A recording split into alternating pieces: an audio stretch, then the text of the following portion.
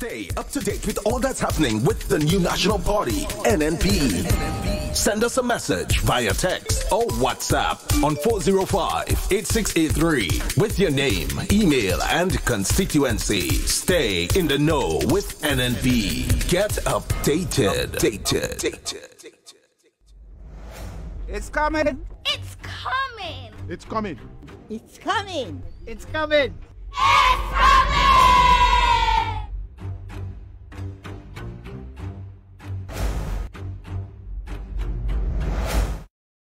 The International Soca Monarch is here.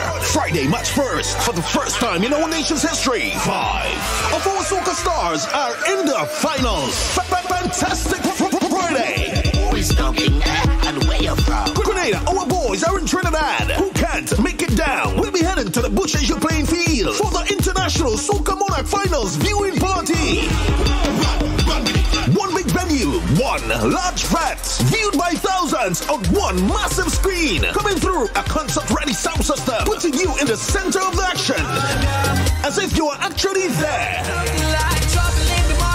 Admission free, absolutely no vending. Which one of the Majestic 5 will bring home the title? Friday, March 1st from 6 p.m. You've got to be in the action. Presented by the St. George Northwest Organization.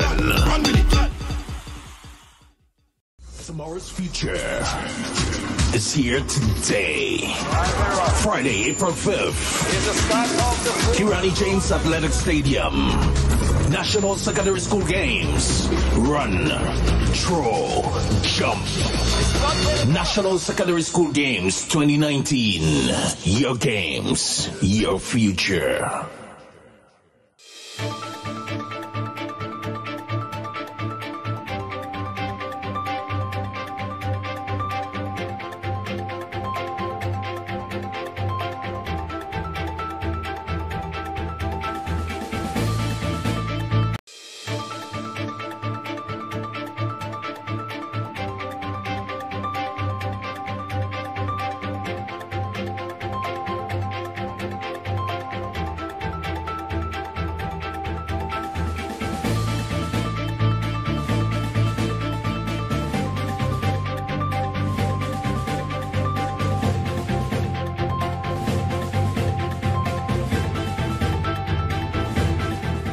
Government fulfills promise to honor Devon Smith for his contribution to cricket.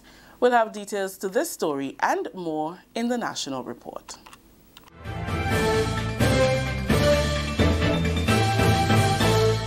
With the details to the news for today, Wednesday, February 27th, I am Rikisha St. Louis. The Grenada government has fulfilled its promise to unveil a pavilion at the National Cricket Stadium in honor of left-handed batsman Devon Smith. It was renamed the Devon Smith Players Pavilion at an unveiling ceremony which took place during the 4th One-Day International between West Indies and England at the National Cricket Stadium on Wednesday. A plaque was presented to Smith by Prime Minister Dr. The Right Honourable Keith Mitchell, who has just returned from the 30th Carriacou intercessional meeting in St. Kitts and Nevis. Dr. Mitchell, an avid cricketer, said they were taking special responsibility to honour those who have made a sterling contribution to cricket and called on his regional colleagues to follow suit. I don't believe that the Caribbean has treated its past players sufficiently and honor them after they have given us so much service. So from one part of the Caribbean to the other, I hope this message is ringing loud and clear that we have to treat our players better than we have done in the past. It is in this context, therefore, I take this special responsibility, together with the Minister of Sports, to honor those distinguished sons. And therefore now, I'd like all Grenadian, Carriacouians, Peter Martinicans, and the entire Caribbean to recognize the tremendous contribution of Junior Murray. Junior Murray from River Road, close to here, right? Royal Lewis from St. Andrews, and Devon Smith from St. Patrick's. I would want to ask all of you to give a good roar to all your sons for their contribution to this beautiful country of ours. Smith, who flew out of Grenada immediately following the unveiling ceremony, was recognized for his outstanding performance on the field of play and for his overall contribution to the development of cricket in Grenada, the Windward Islands and the West Indies. Plaques were also presented to leg spin bowler and manager of Cricket West Indies Roy Lewis, as well as right-handed batsman Junior Murray, both of whom were already recognized with the renaming of the western stand of the National Cricket Stadium as the Junior Murray and Roy Lewis stand. Lewis is happy that their contributions have been recognized. It's all about cricket. For me, it doesn't matter when it comes. For the people of Grenada, government and people of Grenada to recognize my contribution to cricket, I feel very proud about that, and I'll continue to work in that area, to assist in the next person that's coming to get their name on the stand as well. Devon Smith, I think his contribution to cricket, is second to none. So this came as no surprise, and I'm very, very happy for Devon to, I think he has now 37 first-class hundreds. That's not something easy to achieve. I probably have about 3 or 4, so what he got today is of no surprise, and the government and people of Grenada must be commended. Sports Minister Senator Norland Cox says his government is only too happy to honor those who have made a significant contribution, not just to cricket, but other sporting disciplines. We know Junior is our first Grenadian who represented Grenada and West Indies cricket team. That is significant, and every opportunity that we get to recognize his contribution to the game, we always do it. We have Roy, who is the manager now for West Indies cricket team. I think this is superb. He's doing an excellent job. We've been working with him for the past couple of months, and he has been outstanding. And of course, Devon, who has been outstanding at this level in the game. We'll take this opportunity to recognize him here today during this game, the biggest, at the international stage, to ensure that we give them the prominence. And we do that not only just for cricketers, but also for all our athletes. And so we are excited about that, and we believe that initiatives like this to recognize person for the contribution is important, and that will help also motivate our young cricketers who are on the field today during the break, kitty cricket. So we're wonderful. It's a wonderful day, and we are happy to be doing this as a ministry, as a government. CARICOM leaders meeting in St. Kitts for the 30th intersessional meeting have again taken issue with what they call the cruel and unusual punishment by the European Union for labeling their countries as non-cooperative tax jurisdictions. CARICOM Chairman and Prime Minister of St. Kitts and Nevis, Timothy Harris, says the EU and its member states are going well beyond the regulations and requirements of the OECD, of which they are a part and with which our countries are largely compliant. He's concerned that the selective application of their tax do not apply to everyone and has a distinct bias. These unbridled attacks on our sovereignty and disturbing intrusion in our internal affairs hark back to a different era of us having to heed the dictates of our colonial masters who imposed mercantile laws that restricted our development scope and space. The question that must be asked is this: why are the revenue-earning measures of small states within the Caribbean community and elsewhere being deliberately targeted? The EU preferences for sugar and bananas have long gone. Our financial services are under consistent threat. The denial of correspondent banking services affects our tourism sector and indeed our capability to engage in international transactions, such as when credit card transactions are delayed, and also affects remittances, a significant financial element in many of our small economies. CARICOM Secretary General Ambassador Erwin LaRocque also addressed the subject, saying the EU's labeling of CARICOM member countries as non-compliant tax jurisdictions are, and I quote, encroaching on our sovereignty and reek of a bygone era, which came to an end with our political independence, unquote. The onerous requirements being imposed are constantly shifting and go beyond those established by the OECD. Financial services provide significant revenue for many of our member states, and therefore are an important source of domestic resources. The mobilization of domestic resources was recommended by the United Nations Addis Ababa Action Agenda as a major part of the finances needed to achieve the UN Sustainable Development Goals. Our member states are committed to accomplishing those goals, which would help us build resilience against our inherent vulnerabilities. But one may ask, is the aim of the EU to destroy the international financial services in our region? And if that is so, it would be a frontal attack on the economies of our affected member states. Ironically, a recent study by a tax specialist group pointed out that countries like ours, currently blacklisted by the EU, are responsible for just 1% of the financial services affecting EU member states. Last week, the Honorable Alan Chastney, Prime Minister of St. Lucia, led a CARICOM delegation to engage the EU on the issue. This is the National Report. We'll have more news after the break. The safety on our roads make this a major priority. Health of our people, a crucial necessity. Accidents happen when road users are either irresponsible or inconsiderate in one way or the other. Play your part. Reduce your speed. Be attentive. It is your personal responsibility. Let 2017 be the start of no more road fatalities. Be safe, be seen, be smart. So let's wise up as a nation. Get to your destination safe.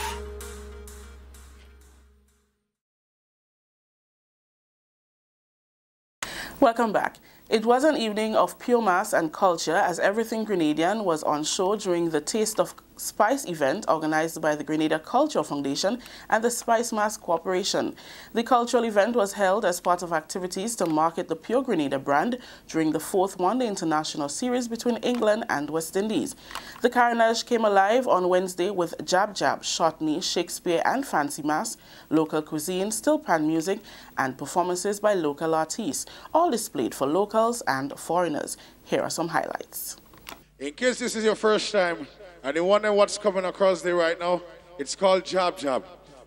It's called jab jab. It's different from all different kind of masses you've ever seen before. Yes! Yes! Hey! Hey!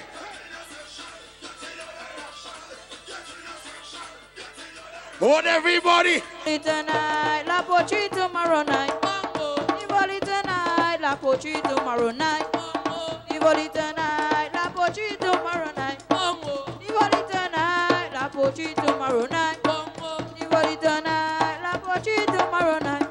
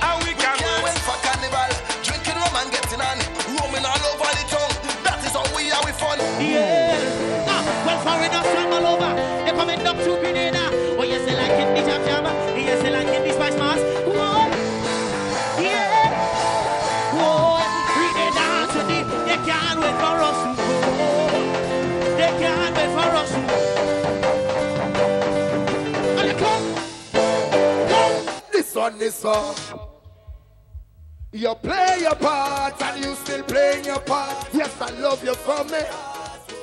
Mommy, you yellow son love your bad. Won't wait till you depart. You say this one from me. Say from a king to a queen. I say come let me reap the rewards of your labor. Go on with your dream. I saw you are the queen of the kingdom. That story just ended the National Report for today, Wednesday, February 27th. Recapping the top story. Government fulfills promise to honor Devon Smith for his contribution to cricket.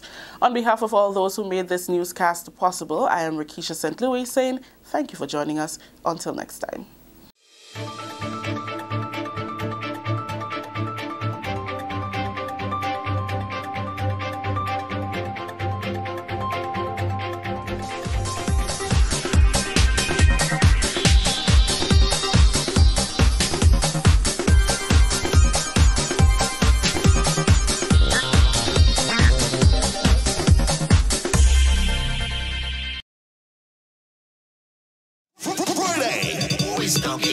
and where you from? Grenada, our boys are in Trinidad. Who can't make it down? We'll be heading to the Bushes You playing field for the International Soca Monarch Finals viewing party.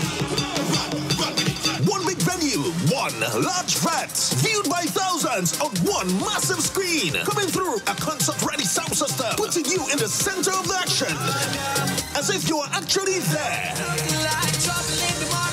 Admission free, absolutely no vending. Which one of the Majestic 5 will bring home the title? Friday, March 1st from 6 p.m. You've got to be in the action. Presented by the St. George Northwest Organization.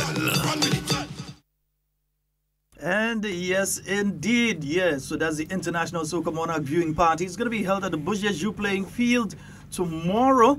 And remember, yeah, that's being put on by the St. George Northwest Organization. It's going to be an absolutely wonderful one. Looking forward to seeing you all there.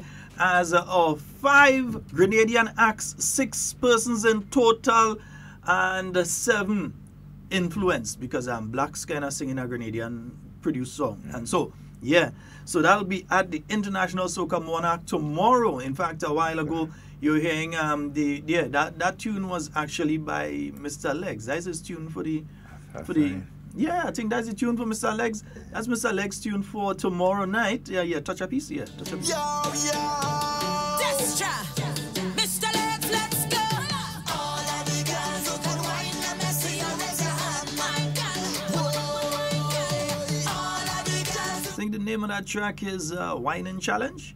Yeah, so he's in the International Soca Monarch tomorrow night, singing in the final position. He's actually closing the show tomorrow, yeah? Do thing, yeah. Throw it. Yes, a Grenadian. I say Andrew, man. Yeah, I say Andrew, man. Yeah, I say Andrew, man, yeah. So he is going to be representing tomorrow.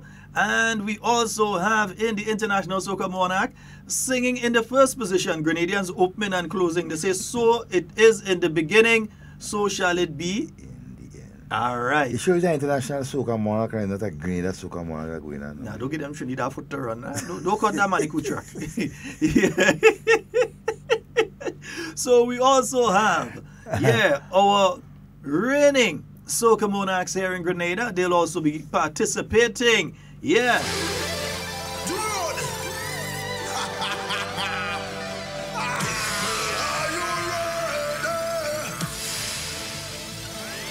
We can't wait for carnival. Drinking rum and getting on. Roaming all over the tongue. That is how we are with fun. Ooh, ooh yeah. Ooh, yeah. Reigning Soca Monarchs of Grenada. Wasway's Lil Natty and Thunder. Yes, I like you, Spice Mass. Yeah, the was boss himself. Dingan, good morning to you, bro. Hope you're having a wonderful morning this morning.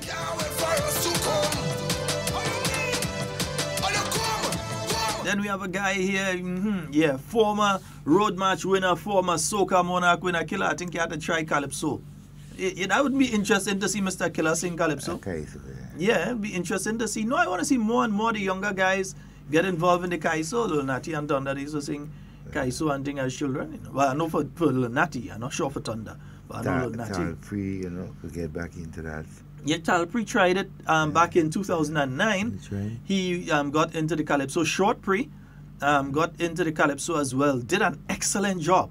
Yeah, Shortpree, he had them on the airs. I think he came third one year. Third. Yeah, he well, you remember he's the father too, eh? Yeah, it's Carriacou people thing, you understand? Yeah, this gentleman is creating waves all across, not just Trinidad, but across the soca fraternity across the world. Static. Yes, indeed, it's Hollis Map. Yeah, some people say Baby Killer, some people know him as Mr. Killer, some people know him as Killer, and other people who know him real close, they just call him Hollis. You can go to your bed. So I say, who is talking and where you from? The voice tell me, my name is Mr. Yes, indeed. You hear the iron? That means it's start. Don't let nobody style you. Meanwhile, over in the Groovy Monarch. Anything. From tell me to grab something. Yeah, we're just giving you a little bit. That's the precursor to tomorrow night, International Soca Monarch Night, out there in Trinidad. And we're going to have our own artists. They are going to be performing. So we have Mandela Links here. Yes, indeed. He'll be performing in the International Groovy Monarch segment. Yeah, nice. And we also have the runner-up in this year's Groovy Monarch here on the island of Grenada.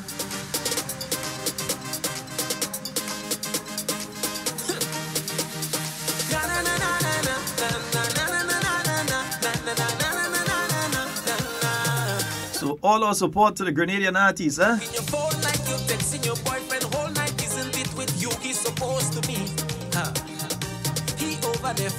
But Devon, yesterday, boy, cricket, lovely cricket. I enjoyed it. Yeah, cricket, lovely cricket. I still find it difficult to understand how some persons, and yeah, I'm speaking about fellow Grenadians, in case you all don't realize that there were fellow Grenadians who were wishing that the rain would fall yesterday. Yeah. So that it could, not that they weren't looking at the component of Nawasa and we need water and so on. They were looking at the component of let the cricket wash out and them Englishman must never come back in Grenada again. You actually had people who claimed to be patriotic Grenadians making those nonsensical, idiotic statements. Yeah? Wishing that yesterday was a failure, but here's what. It was not a failure. Even the rained out day was not a failure. Because while you had the rain, the Englishmen and women thoroughly enjoyed themselves. They had fun. Yeah, man, singing Sweet Caroline and all kind of thing, and karaoke, all kind of thing take place in that stadium. What? When you look at how the English men and women display the thing right across from the stadium in River Road, first and last bar, those two bar, man, they have the flag and they just had fun. Yeah. That's, So, but the cricket was fun, man. It was exciting, right? It was. I mean, money well spent. Put it that way. Sonia, you're not going to drag me into that one this morning. I know where you're coming at, and I know why you're coming at. You're not going to drag me into that one this morning, my dear. But yeah, here's what the thing is that the cricket. I thoroughly enjoyed the cricket yesterday. It was wonderful, and it was a record-breaking match here in Grenada. All kinds of You had several world records, etc., being set right here in Grenada yesterday. Yeah? And outside of that, before we go into the cricket a little more deeply, on Tuesday night, we promised you that you would have a spectacular time at A Taste of Spice, and we know that you all did. Over 4,000 people turning out on the Carriacou. Over 4,000 of you took the opportunity, together with the visiting Englishmen and women and sports journalists, etc., they took the opportunity to come down and get a taste of the spice. And believe me, after they get a taste of the spice, they say it was very nice and they want to do it twice or thrice because they want to come back again. Yeah? So it was a wonderful one. Yeah. It was a wonderful one. I would really like to, and in fact not really like to, but I'd like to congratulate, and I will congratulate, yeah, because sometimes we say we'd like to congratulate so and so, but that doesn't mean that we congratulate them and they say we want to do it. Yeah. So, do it. I take this opportunity to congratulate the organizers, Ms. Sherma Wells and the Cultural Foundation, for the wonderful job that they did on Tuesday night. Yeah, on Tuesday and Tuesday night, they're on the Carriacou. And also all the technical people that were there, the stage, Danny D, and the guys with the stage, and so I saw Waggy T's guys around, I believe, as well, and quite a few other people who all got together, the different performers, yeah, the singers, dancers, the masqueraders, and so on, who all came together, the food vendors, and so all who came together to make Tuesday the wonderful success that it was. You know, many people, they whisper your success and they scream your failures. Yeah? If something was a failure, you had to scream. Oh, only 20 people turned out to that thing and was a massive waste of money and this, that. If it was a failure, you would have heard on all radio station people calling and complain. Or see all television station, you're going online and you're seeing a certain negativity. But no, it was a success and a massive success. Over 4,000 people. Yeah, all 1, 2 o'clock in the morning, people still trying to head home from that one. So it was a spectacular activity. It was a wonderful one. And I know now that any team coming to Grenada for one-day internationals, do them back-to-back. They want a day in between. So they could get exactly what the English team, the Barmy Army, got this week here on the island of Grenada. And folks, again, looking at the reviews, there are many. In fact, I haven't seen a negative review. I haven't. And I've been looking because you want to see if there's anything negative that you could probably assist or alert to change. And there were no negative reviews that I have seen in relation to the English team visit to Grenada. Yeah, the quality of the pitch was world class. In fact, I think this is the highest scoring one-day international ever, I think. Yeah. 418. I'll take the information from Crick Info.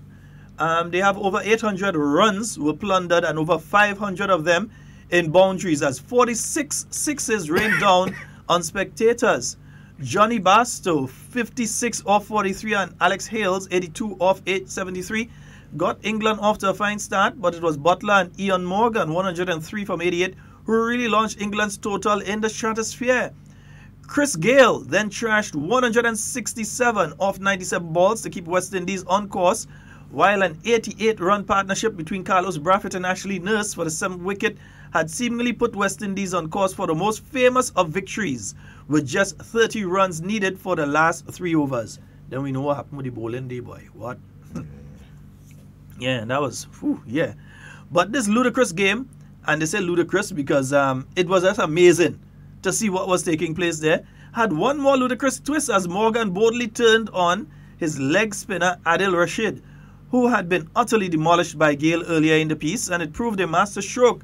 Rashid took 4 wickets in 5 balls to bring the game to a dramatic conclusion and ended with 5 for 85. It's the most expensive 5-wicket haul in one-day international history. Yeah. Right now, some more records and stats because they were loads. England smacked 24 sixes, breaking the world record set by West Indies in the first game of this series. West Indies nearly took it back as they hit 22 sixes, with 14 of them coming from Chris Gale. Yep. Yeah. Chris Gale, he had his 500th six in international cricket. That's another record again. And it took him past another record, 10,000 one-day international runs. Right? So you had several... Listen to the statistics, because the English team and the English players and the West Indies team will always remember this historic match here in Grenada. World records were set. So you had England, 24 sixes in a one-day international. That's a world record. And they just break a world record that they say West Indies set just last week. In the same series. In the same series. So the world record was broken twice and West in the series. Almost broke it in the same game. Don't worry, you have another game coming up, innit? St. Lucia, I think it's tomorrow, please. Yeah, don't worry, man. You go fix that day. There have been 5 scores of 400 in one-day international cricket since the 2015 World Cup. England have 4 of them, and a 399. Yeah, they nearly make the 400. They have that as well. There have been, in the last 3 years, England have made 3 of the 10 highest one-day international totals ever. This one slots in at a joint 9th. This was also the 9th time since 2015 World Cup that 2 England batsmen have made centuries in the same one-day international. It had happened 8 times in 44 years of one-day international cricket before that. So quite a few statistics there. Butler has now scored 4 of the 9 fastest one-day international hundreds ever made by English batsmen. When Butler first took the record for England's fastest one-day international century in 2014, he knocked a 69-ball effort from Kevin Peterson into 2nd place. That Kevin Peterson innings now sits 10th on the list. Yeah? So there's, man, just a lot of lovely cricket. I think the fans of cricket, they were really happy yesterday. It was, man, it was so wonderful. Beautiful day for cricket and beautiful cricket. Yeah, and to see the turnout of persons, Grenadians as well as visitors who came out to support West Indies and the England team. I mean, it was amazing. They say, the Englishmen say wherever they're going right now, the what the man that do the pitching Grenada to go with them. They were Kevin. Wonderful outfield. Congratulations to the stadium authority and the groundsmen, Ministry of Sports, You know, Cricket West Indies for providing an excellent outfield. Yeah, for cricket, man, for those for that day. You know, it was wonderful. And as we said, had things fallen apart and you seen all kind of nonsense happening and so, you would have heard it all over the radio, you'd have heard it all over the place and thing. But it was a success. So there are some people, they don't want you to speak about that. They want you to speak about other things. But they don't want you to speak about the success that these two matches have been. And the thing is, you realize that it has brought significant amounts of money into the... Ask the taxi men. Don't just take my word for it. Ask the taxi men. Yeah, the guys with the coaches and so that transporting not just the English team and the West Indies team, but who are transporting the supporters. Yeah? Ask the hotel staff.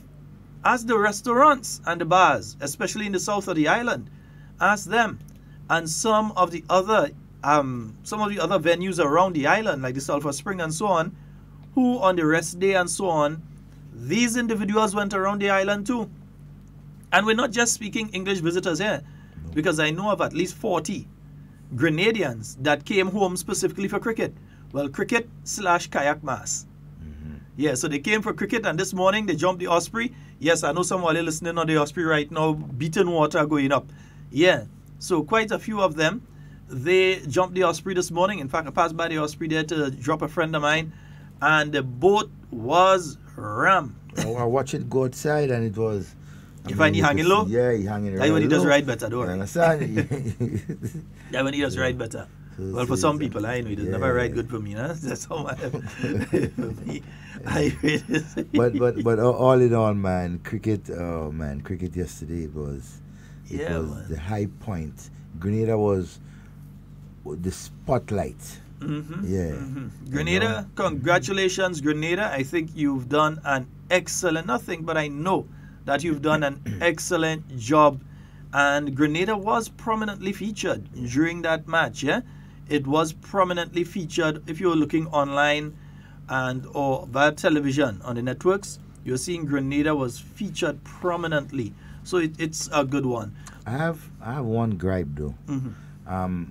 Because where I was in the members stand, I have a issue with the service, the providers of food and so that was there. I mean, it was below par. Which one?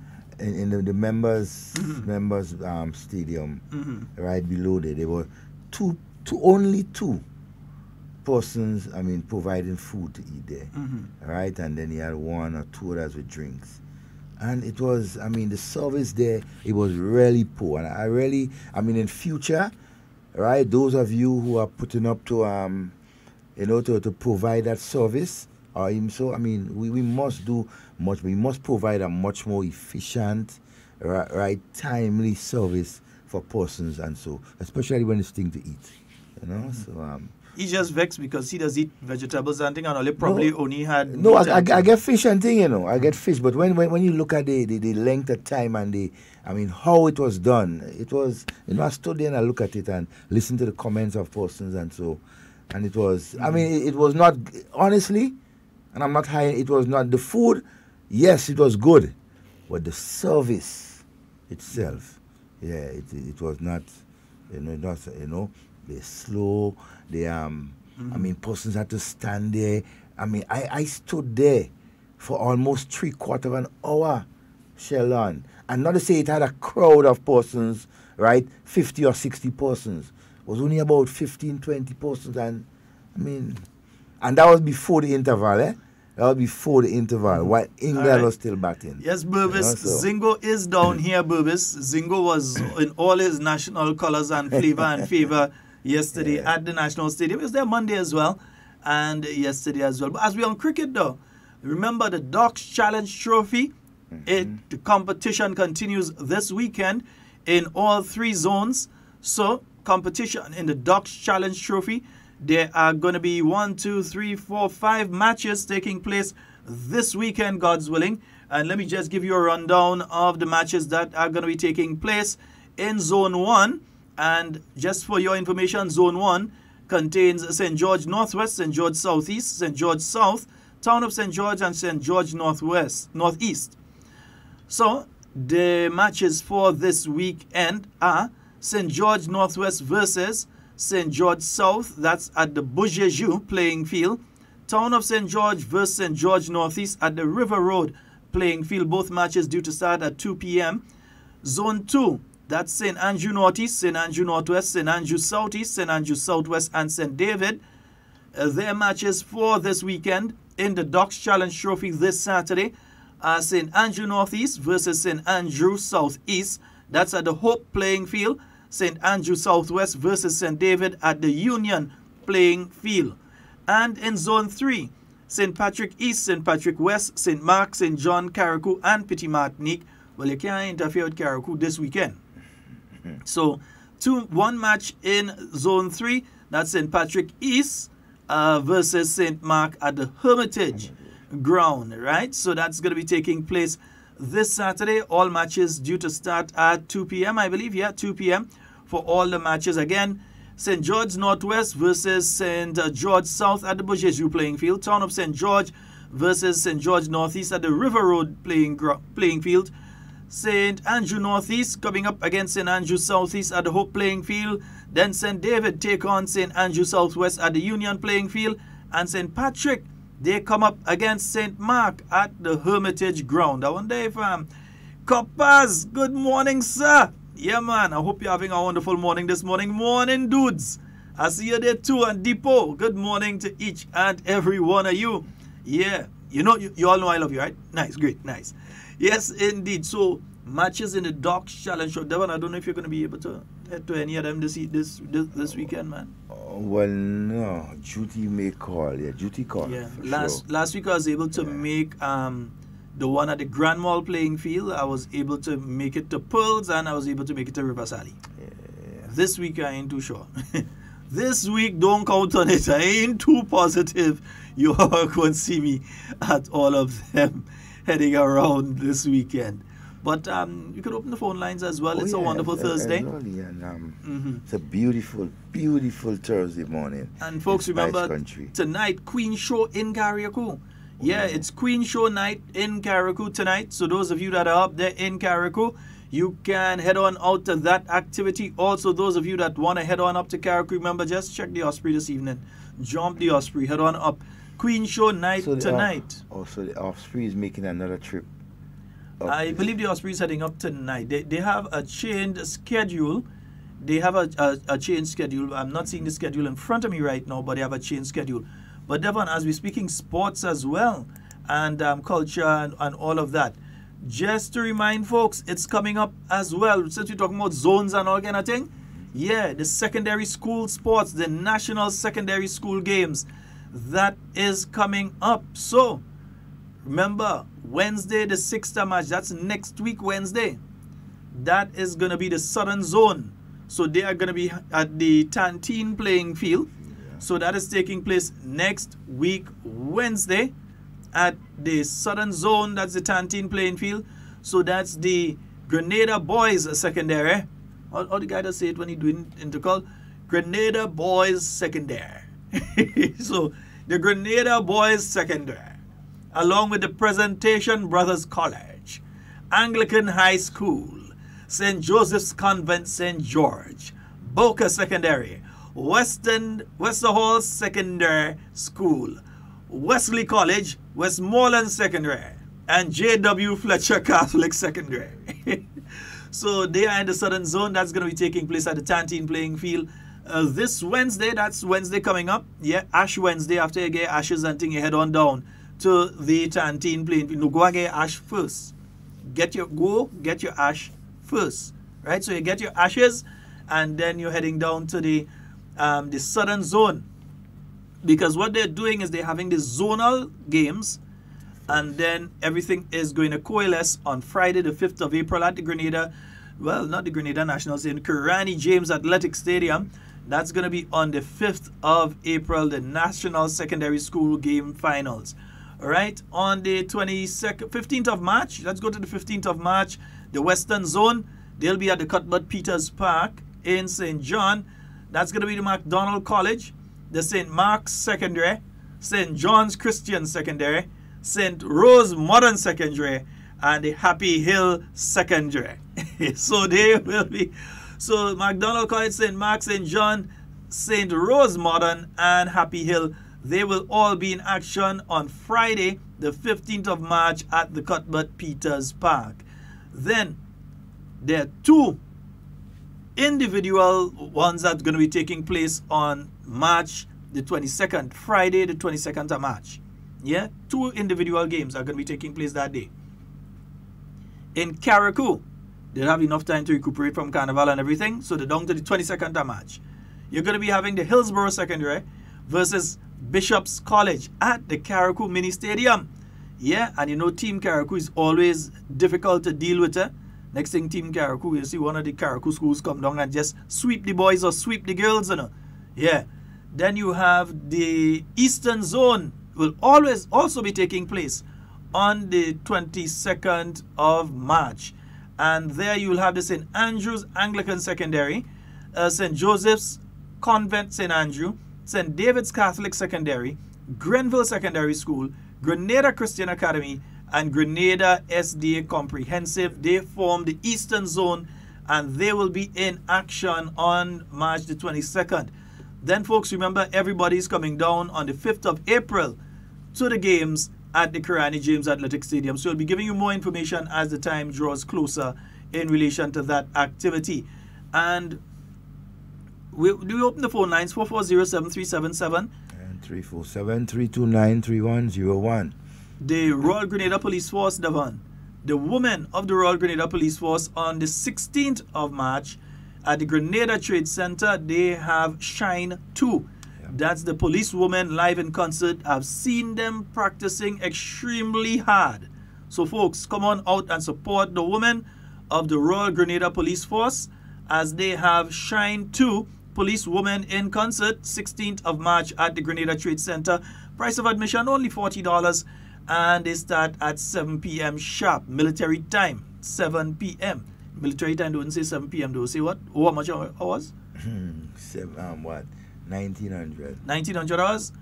Right. So it's an evening of music, drama, comedy, dance, and so much more. That's being put in place by the Royal Grenada Police Force. So, folks, we look up forward to that one taking place on the 14th of March. So, yeah, boy, watch. A lot of activities, you know, February and in March. Saturday the 16th, I'm saying 14th. Saturday the 16th of March, yeah. Also, too, supposed to be on the 2nd of March, the Junior Murray Classic. The Junior Murray Classic. The Junior Murray Classic is on for this Saturday? Yeah, the 2nd of March. This Saturday. Junior, send the information for us. Yep, I hear Boise playing cricket. Yeah. Dash might be playing too. A few of the artists, Ledneck and these guys going to be playing and thing, you know. A few of the artists and so in Grenada are actually going to be playing cricket and so in the Junior Murray Classics. So it's going to be a wonderful one. And you see the field already fixed up and thing nice. And so massive one yesterday, the unveiling of the Devon Smith Players Pavilion. Yes, pavilion. Yeah, Grenada's star left-hand batsman. So that was officially handed over, named over to him yesterday. Yeah. Good morning and welcome. Hey, good morning, Devon. Good morning, my friend. Hey, good morning, Sheldon. Good morning, Grenada and the rest of the listening world. Lovely cricket yesterday, man. Yeah, it was so interesting. So even though I was not there in person, but I had a chance to listen and looked at the game, and it was very, very interesting and exciting. But two things I want to touch on concerning the cricket. And the first thing I observed, guys, at the end of the game, towards the presentation, when they had the presentation, in the back, at the back of the presenter, you see that couple guys from the English team, they were browsing through their computers, and I am more than certain that they was reviewing the game. You know, and the reason why I'm bringing that forward, I think that we are lacking in that. We hear of Sports Academy, and this is what Sports Academy does. whatever sport you're involved in, when you're dealing with sports academy, you're talking about the ideological part of the game and the systematic part of the game. And I think this is very, very crucial towards the Caribbean countries, islands, that we try to develop these things. I mean, we may not have the finance to provide laptops or computers, whatever it is, that we can take starts at the game, but we can simply start by jotting it down on paper. You know what I mean? It's not hard to do. You can present the chart like boxes, and then you just fill it out. Similar like when you keep, you know, you had the cricket book and you take the name and the bowlers and it is, but you create a little more as to, you know, how short the ball was, if it's a wide, it's so this or that, you know, and you keep those things so that you can, even the batsman, you know, how much he played on the front foot, how much he played on the back foot, and you keep all these stats. So that way you can review the game with the players and show them where their weakness were and where their strengths were, you know, and I think we are lacking that in the Caribbean. We really need to try to make, you know, a serious effort to endeavor into that area, because we know physically and skillfully all players are very, very steeped in that area. They're very talented. They're very skillful. But sometimes if the mind part of the game is not fortified as to where you're coming up against somebody who is, you know, so fortified mentally that he can come and deliver you 6 balls exactly where he want to put it. I mean, and you, even though you're skillful, sometimes you would be you'll be caught a little bit, I wouldn't say less, but he would be able to kind of ride over you a little bit. So we need to, you know, try to help in them areas and encourage our players to, you know, develop the psychological and the mental part of the game much. Mm-hmm. The next thing I wanted to talk about was that the music that was being playing inside of the stadium, and I was a little bit upset. Let me be plain. I wasn't a little bit upset. I was upset because I think that our DJs and you know, needs to know that when they you know, when they given the chance, that, you know, it's not about them. It's about Team Grenada.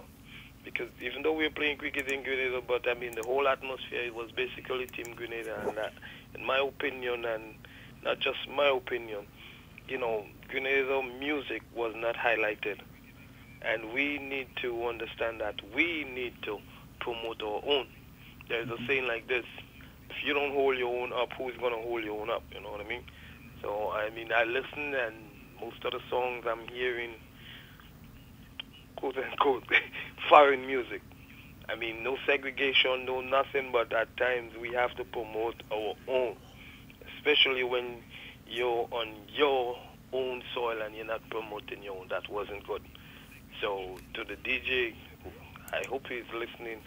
Next time, hopefully, correct that problem, because we have, I mean, 5 youngsters down in Trinidad, I mean, just mashing up the world, taking the airways by storm, and then back home we not even giving them a little airtime amongst international press coverage. That wasn't good enough. I just wanted to say so hopefully next time we correct that, and overall it was a very good atmosphere. Grenada, you did a good job. Grenadians, you conduct yourself well. You showcase what Grenada is known for. Love, love, love all the time. Let's continue to do the good job, guys, and, you know, Grenadians, just keep it up, man. Well done. Good job. All right, bro. All right, thank you very much. All right, my friend. Have a wonderful day. All right, just want to say this, though, on 2 other matters. I didn't want to interrupt the caller in his flow. One, when it comes to the issue of the DJs, the DJs were not allowed to play what they wanted to play. It is not a situation that the DJs purposely decided that they're not going to play Grenadian music. I know people, for instance, like Big Pumps and so, who were there, and they walked with their catalog of Grenadian music with all intent to play it. But they were under the direct supervision of Cricket West Indies. So they are told you can play because if you realize they want this set of music in the breaks and so, as usually they are. There is also the issue of copyright. So while Cricket West Indies or the ICC may have bought copyright to play certain music within the cricket matches, and this is one that a lot of people don't realize, there are certain music they can't play. They can't play. Because if they play it, if it is used for a public performance, it's played at a cricket match here in Grenada, they could find themselves being sued for copyright.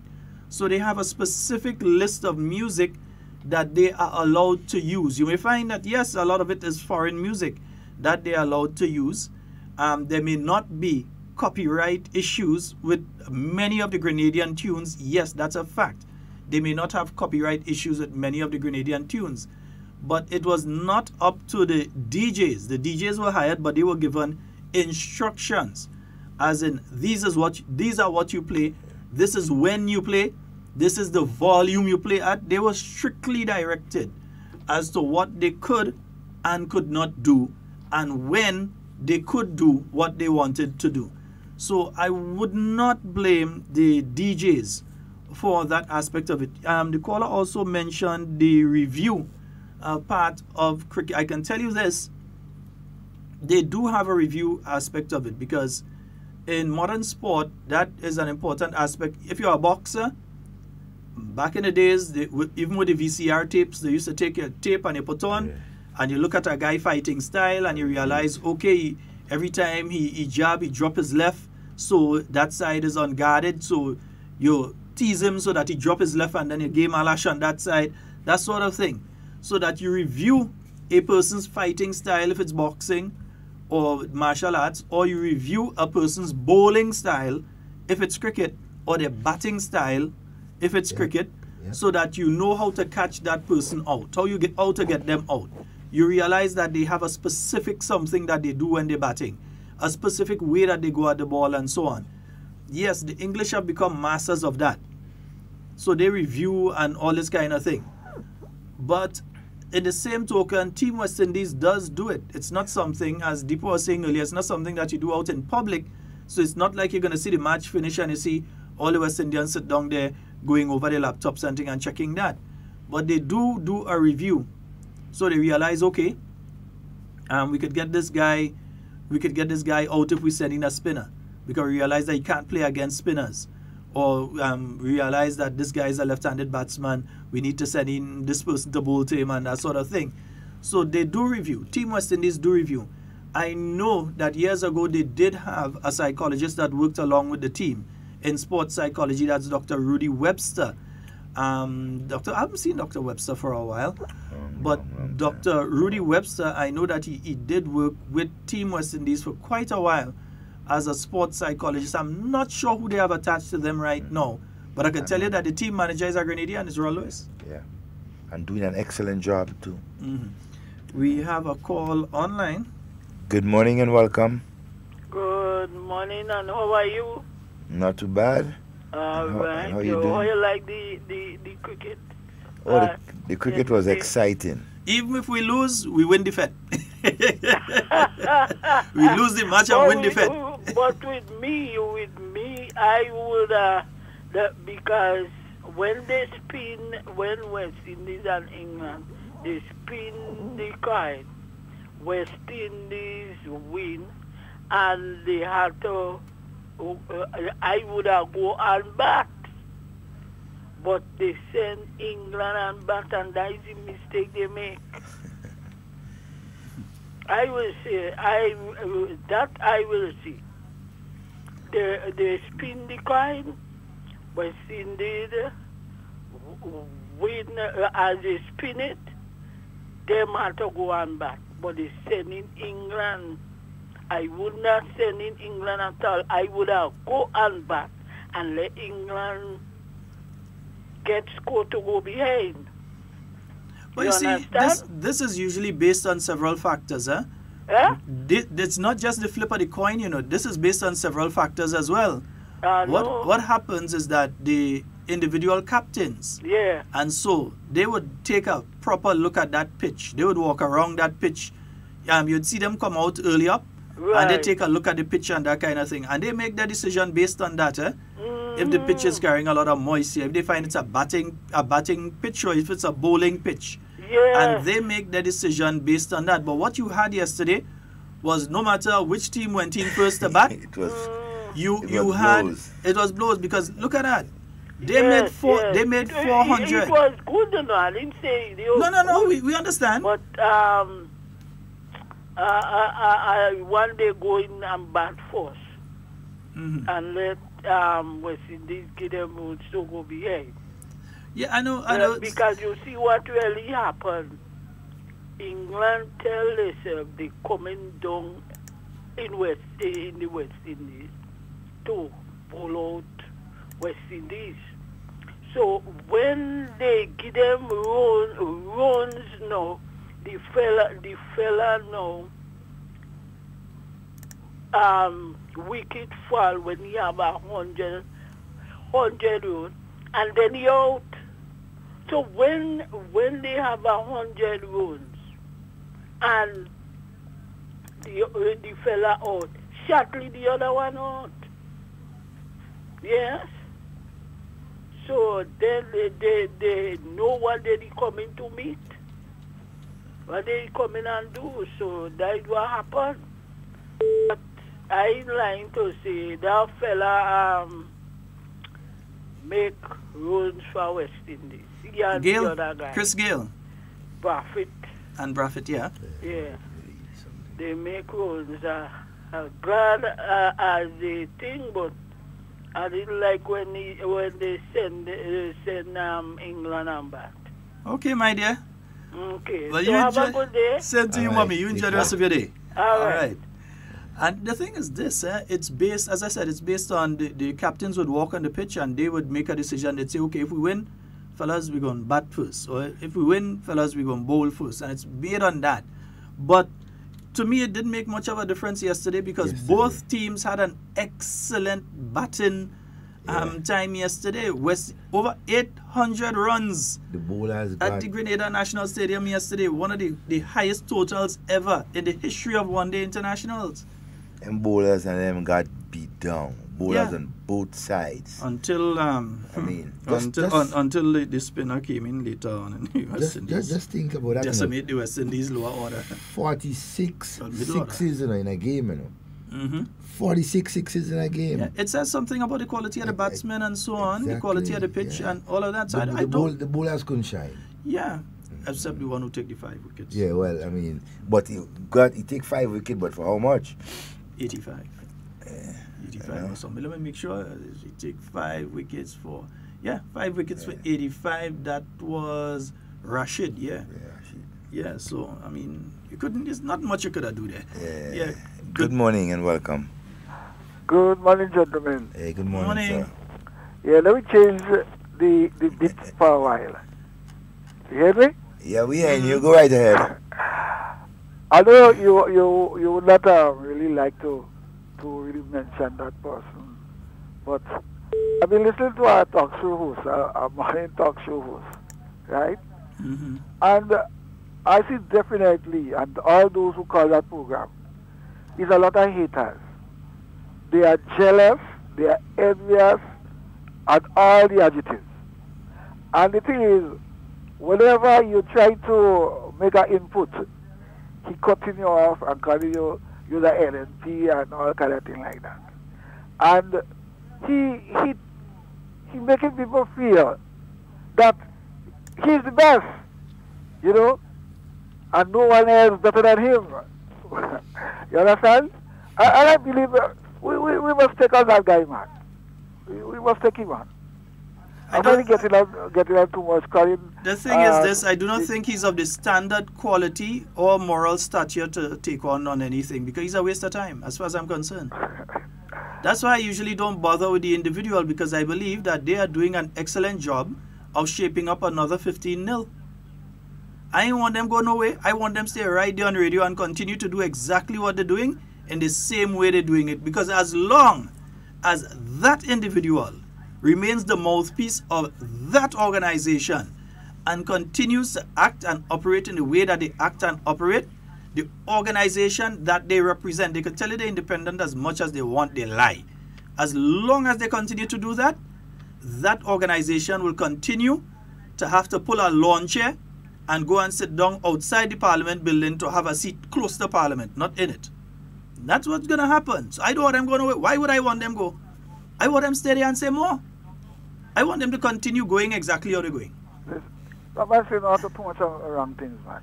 The thing is that individuals who are slandered and maligned need to respond. They need to respond, either legally or otherwise. You have this guy saying the worst nasty things about people, and they are not taking any legal challenge against him. As yet. Well, I can understand that one. If I were to make the mistake and say some of the things that this individual says over there, if I were to make the mistake and say some of those things here, immediately you have people suing. Immediately, that side would start to sue me. Yeah. But this individual is saying things that are not true. No. That they know nothing about, and they're trying to cover themselves by saying it is alleged, or we hear. And that doesn't save you in a court of law. You know. Let me tell you something here, brother. A lot of people feel this thing about saying it is alleged that Sheldon is a thief. Yeah, Sheldon is a thief, so I hear it's alleged. They think making a statement like that is going to save them in a court of law, but it's not, you know. Once you have made the statement, whether you say alleged or otherwise, once you have made the statement, that is it. You have actually accused the person of something. So it doesn't save you in a court of law to say alleged. But yesterday, when I called the program, he told me when he say that I am a thief and they make me go from when I was a police, right? But you should take legal action on that. Well, I try. Because your voice is there. There are individuals in the country who know who you are, and what the individual has said about you is totally untrue. It is damaging your reputation as a. Suppose you go for a job now and somebody say, "Oh, that's the guy that they fire for thieving." You've lost an opportunity to gain a job due to something somebody has said. But like, all are you afraid of him? I'm afraid of him. But I find all you afraid of him. He cutting me off. No, but it's not just call him, but he has said something about you that is untrue, brother. Yeah. And you know it's untrue. Take the individual to court. You cannot just go and say anything you want about people and get away with it. We are allowing too much of this to take place. Not just with him, generally. People feel they can go on the internet and just say anything about somebody, and that's why you have one individual now that ended up having to pay almost thousands. Yeah. Yeah. You and Shaggy, the man, he always listen. But I don't care. They could listen. They could listen as much as they want. Anyhow, we'll listen off here. Okay, no problem. All right, boss. Take care. What I'm saying is that I think that some of you who have your name being attacked and you're being targeted and this kind of thing by these individuals, don't let them get away. Don't think that because they say alleged that it saves them in a court of law. No, it does not. They accuse you of something. Because when you apply for a job, afterwards, they say, that's the man that thief in that place. Yep. That's the guy, or they make another accusation and say, that's the guy that was involved in this crime. And then you lose an opportunity to gain employment to feed yourself and your family due to a false statement made by another individual. Take action. Don't be afraid. If they feel like just say anything about anybody and get away, take action. Take action. Yeah? Make them pay for them out. Of course. But like someone afraid of them. Sonia, good morning. Kiki has Kiki has a sister. Hey, and I got another granddaughter. Wow. Say good morning for me. Good morning. Good morning. Hey, good morning, Devon. Sheldon, I know if I could just get 2 minutes. Yeah, go ahead, yeah. Mm-hmm.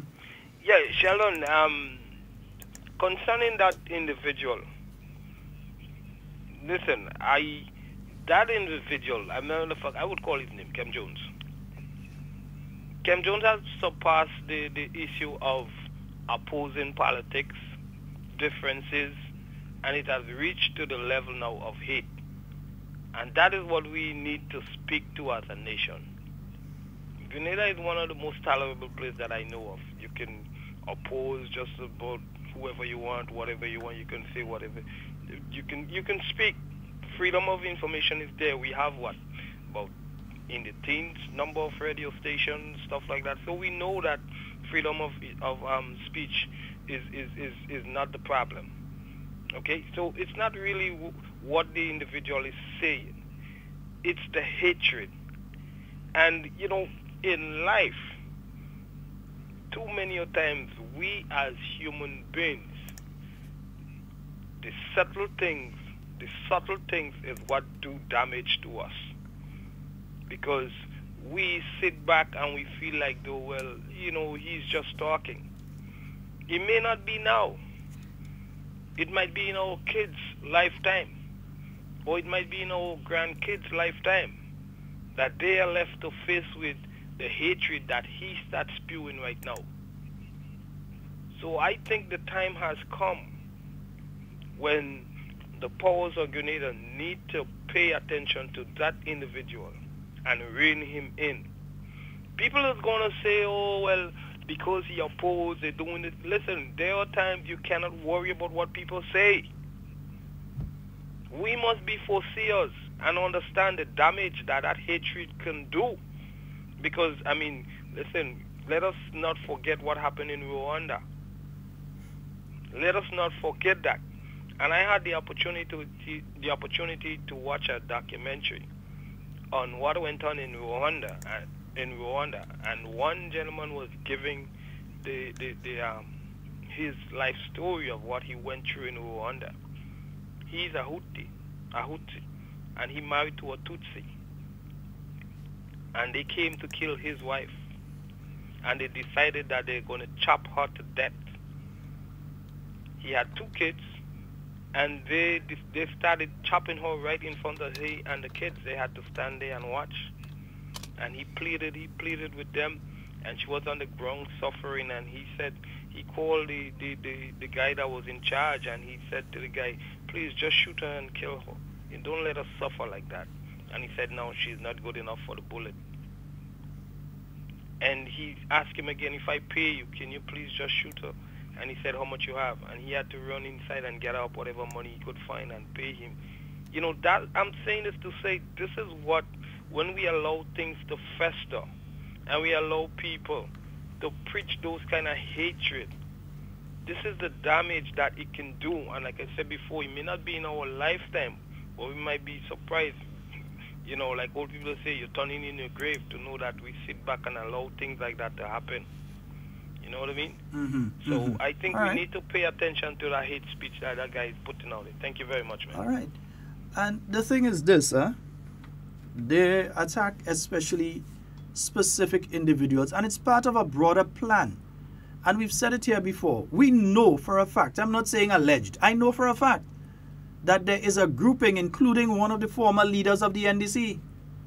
There is a grouping of individuals that are meeting and plotting how to destabilize the present administration.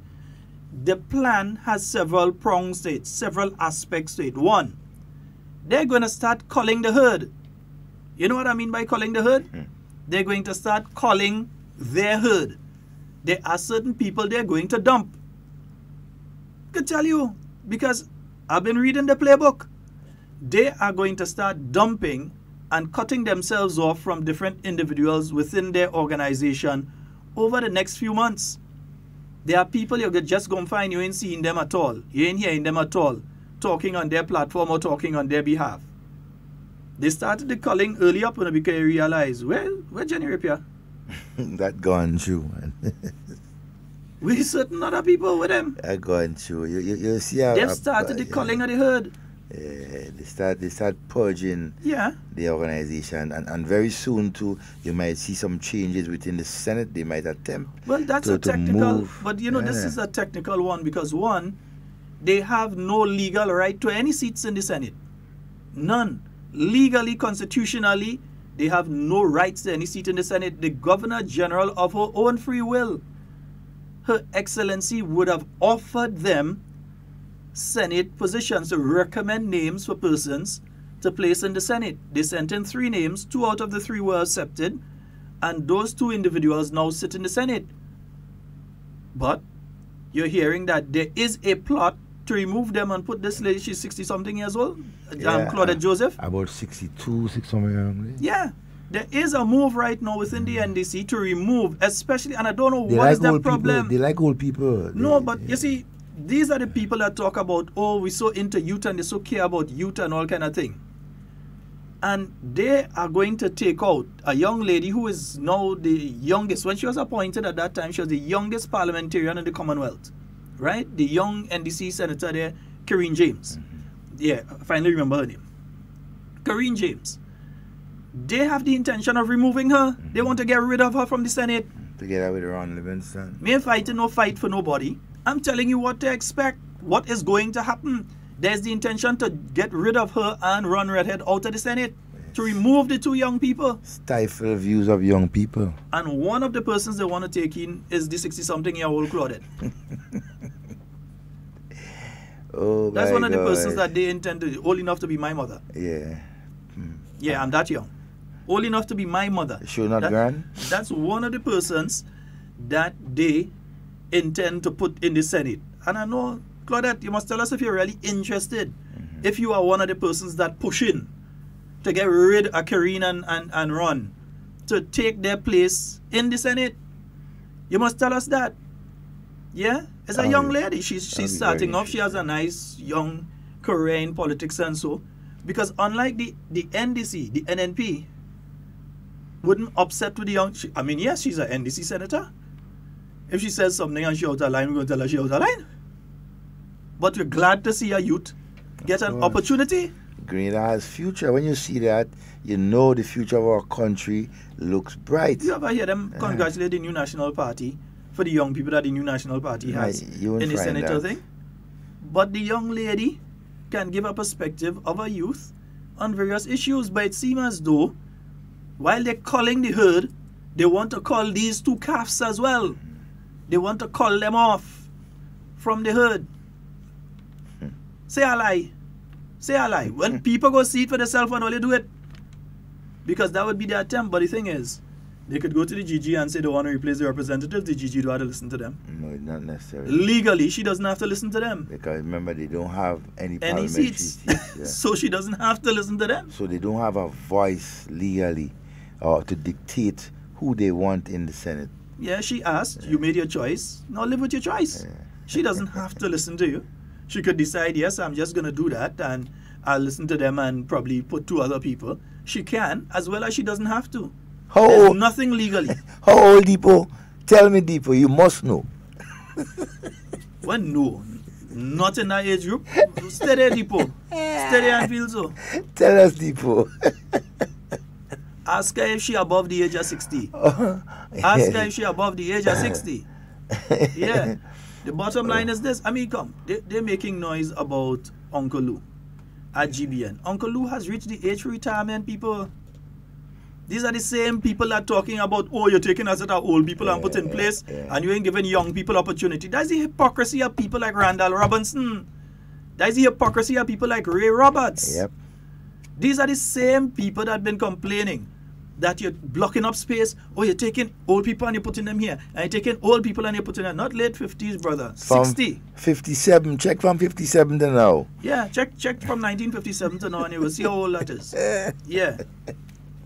Yeah, check from 1957 to now. Not 67, 57. 57. Not 67, we say. And I know she older than me, so they can't say 67. Anyway, but it doesn't matter a person's age as far as I'm concerned. Yeah, but the ability to, you know. But what we're saying is, look at the hypocrisy of the individuals and the organization. They're the ones that's speaking about youth and they're so proud and look, they do this for youth and so on. And now the intent is to call the herd. Get rid of these young people and put in other people inside the Senate and so. That is the intention. Yeah? And I ain't saying alleged. That is the intention of the NDC. Right? That is not no allegation. That is a fact of what you're all trying to do. Yeah? But outside of that, these are the same individuals attacking now. You have a young person that gets an opportunity. she gets an opportunity to host a program once a week. She ain't in MTV News doing no news every night. For about an hour and 15 minutes. She ain't directing the news and saying what to go in the news and what not to go in the news. She not in MTV doing that. You have a young lady on one night a week, Monday night alone, sitting for 2 hours or so not to do a program. Not even 2 hours. Not even a good 2 hours to do a program. Big hullabaloo. Them hypocrite like Randall and Ray Roberts. Them hypocrite, and especially Ray, who should be the last person to talk. Because he was a political person. He was the director at the GIS. He was one of the main man at GIS. And he was working at MTV News, reading MTV News and in the newsroom in MTV. Daily. And that was Monday to Friday and probably weekends as well.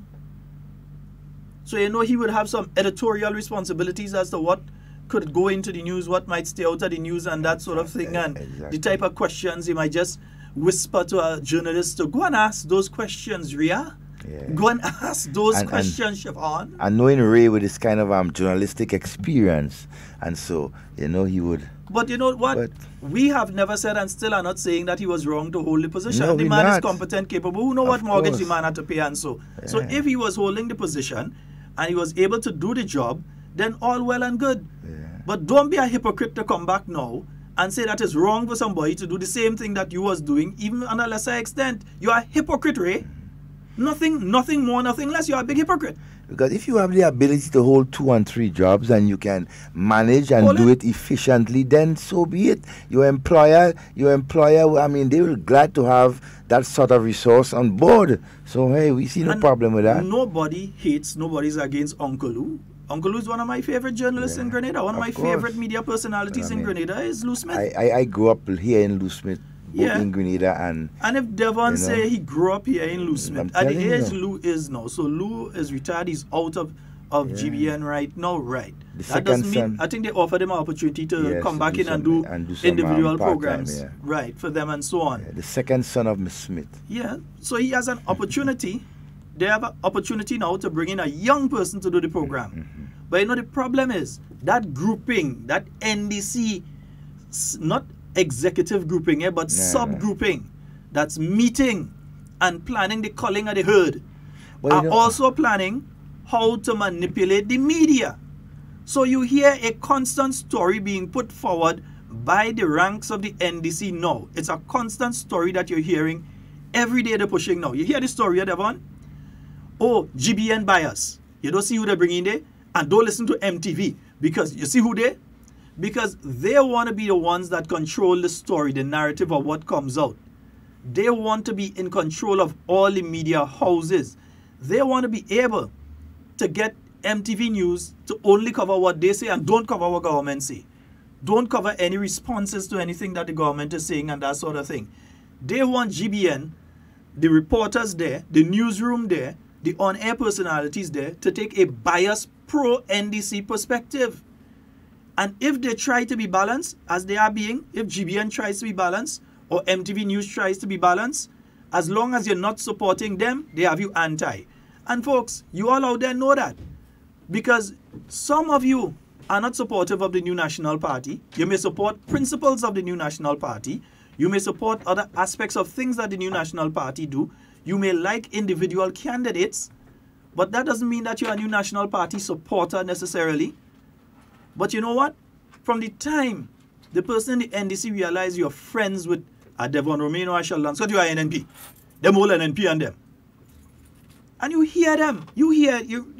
Devon always speaks about the Rwandan situation. The caller just spoke about it. And you hear these people preaching hate, not just towards the leadership of this country, but towards membership of the NNP on a whole. They wanted to get to the stage, and that's what they're pushing, you know. Like they try to make Imani a bad word. You know, just like what you say, our obscene language, they try to make Imani a bad word. And right now they're trying to make NNP a bad word too. That's what they're trying to do. So they mock, they mime, they meme, they do all sorts of nonsense because they're trying to control the media. They had a radio program, as I said. Me don't want them go nowhere. I want them stay right there. Nobody take them off here. Leave them there. They good with it. They helping shape up another 15-0. Lead them right there. Don't take them off. But if they say something about you that is untrue, challenge them. Go to court. Challenge them. Yeah? Me, I's a duck. Water off a duck's back. They say all kind of thing about me already. Yeah, I doesn't bother with them. They have some mouthpiece. They be saying all sorts of awful and... None of them are approaching me. And they go say it on air and hide and duck when they see me, but they ain't coming by me and tell me that. You know, but when you meet them, they don't have nothing to say. And then, as you say too, a lot of persons who they have been doing that over the years have not stepped up and challenged them legally. But that will soon happen. Eventually, you know, when they say enough is enough, let's don't wait for too late.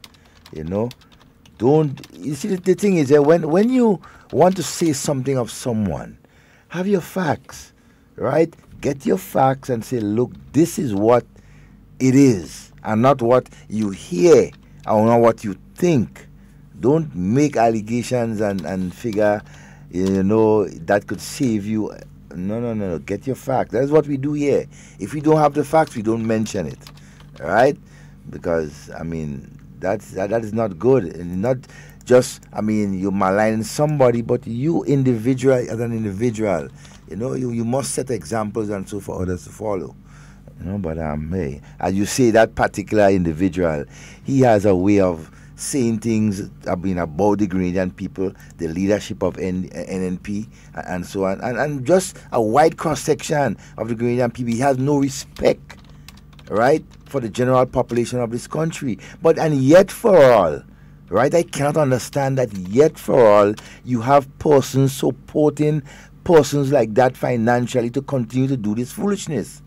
I mean, we need to look at it all wrong, you know. Boss, I willing to contribute money too.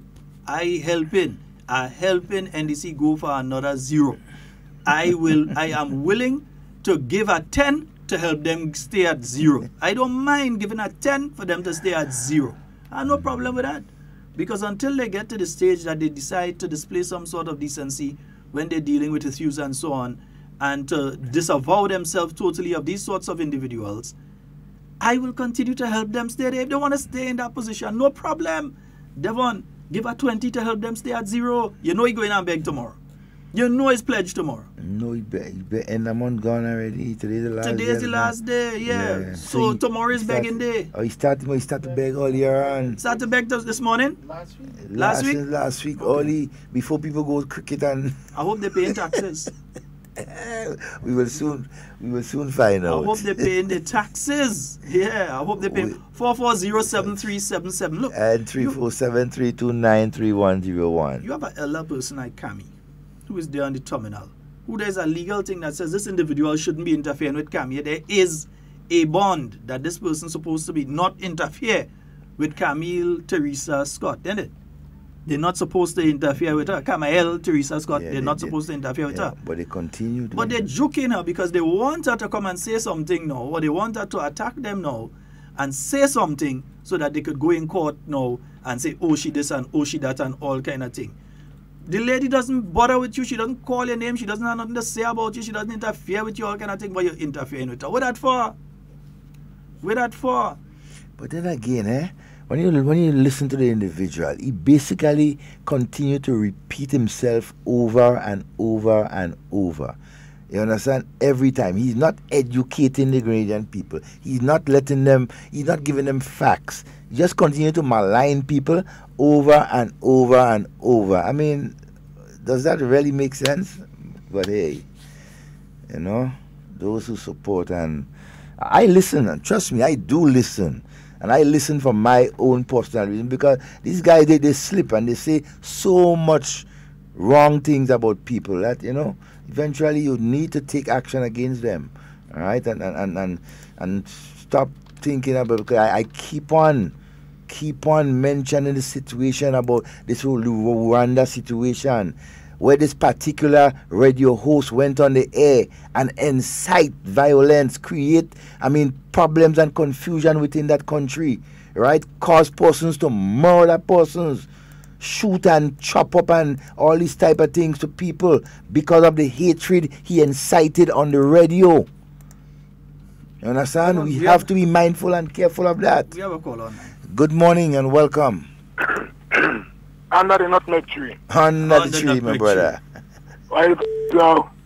We did. I find you had to go under the cocoa tree now, eh? Right now I'm picking up nutmeg. Where is it right now? I hear you. Yes, I've been down with the phone and I'm picking up nutmeg. I mean, a long while I ain't call you all. I just say, let me get you all the buzz. So, how things? Yeah, everything quiet, you know. That's good to hear, man. Everything quiet. I listen to you all every day, you know. That's wonderful. I listen every day. But you know, I'm that kind of global man. I don't listen to VC, Barbados, all them HARDTALK, the Grenada. You know, just one boy, I don't listen to one boy. Because if I don't listen to them men, you know, I tell them men, I say, watch out.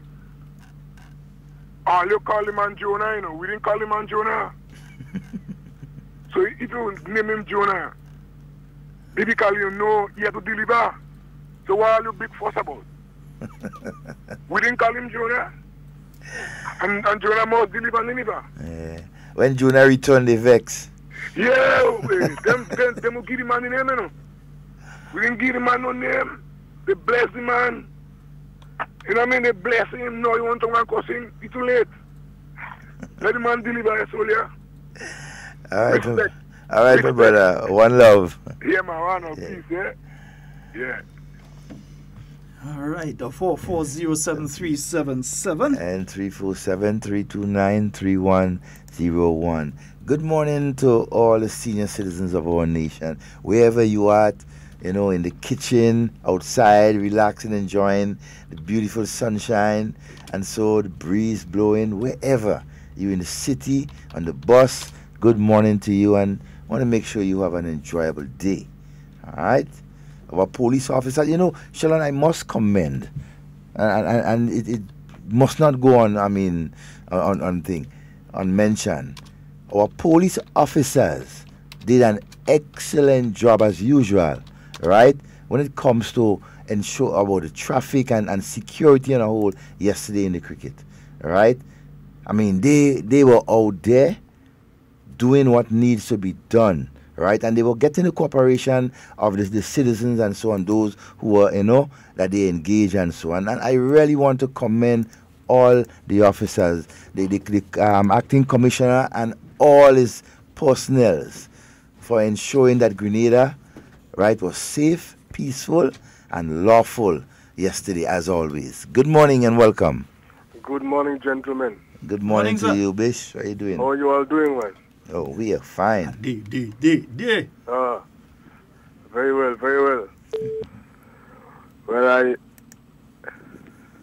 hello? Yes, yeah, we listen to you. Yes, I just want to add my 2 pence here, but just before I speak on the subject at hand, I just want to talk a little on the cricket yesterday, man, because you know that's my thing. And I am saying, like the majority of Grenadians, well, West Indies would have lost. I don't think we were disappointed.